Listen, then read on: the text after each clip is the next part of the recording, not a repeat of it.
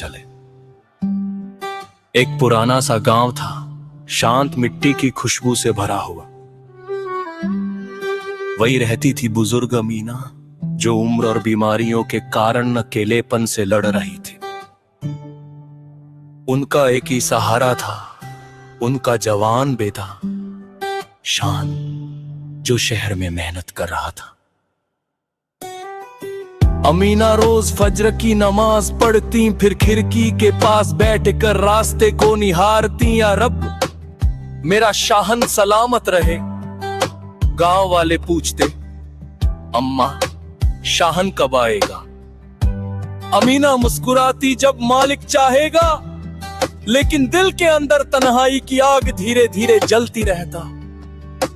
शहर में शाहन सूरज की तपिश, बारिश और थकान सब झेल कर काम करता था।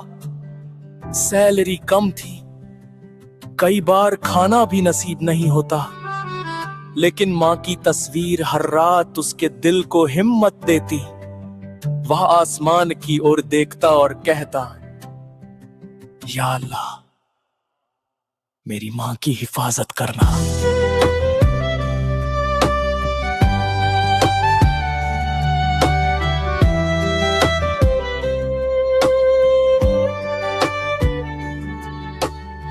एक दिन गांव से एक खत आया।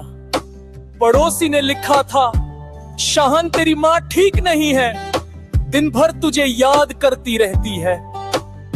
खत पढ़कर शाहन की आंखें भर आई। उसने सोचा, मैं मेहनत किसके लिए कर रहा हूं? मेरी मां की खुशी के लिए, और वही आज अकेली है। उसने उसी वक्त फैसला कर लिया, वह तुरंत घर जाएगा। शाहन लंबी यात्रा तय कर गांव पहुंचा। घर में दाखिल हुआ तो देखा, अमीना चारपाई पर बैठी दुआएं पढ़ रही थी। दरवाजा खुलने की आवाज आई। अमीना ने सिर उठाया और सामने उनका बेटा शाहन। शाहन, तू आ गया। शान दौड़कर मां के पैर पकड़ लिया। अम्मी, अब मैं आपको कभी अकेला नहीं छोड़ूंगा। शाहन ने फैसला किया कि अब वो गांव में ही काम करेगा। कमाई कम थी, पर मां की मुस्कान करोड़ों के बराबर थी।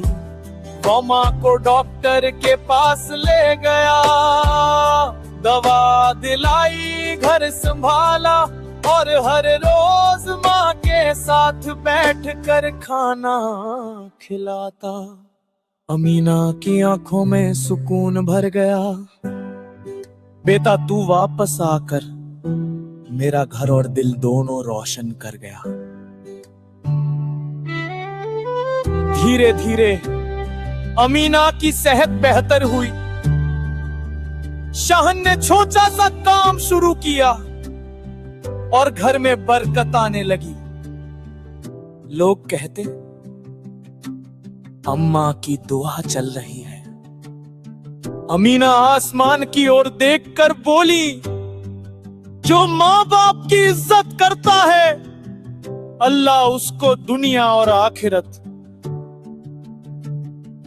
दोनों में कामयाबी देता है।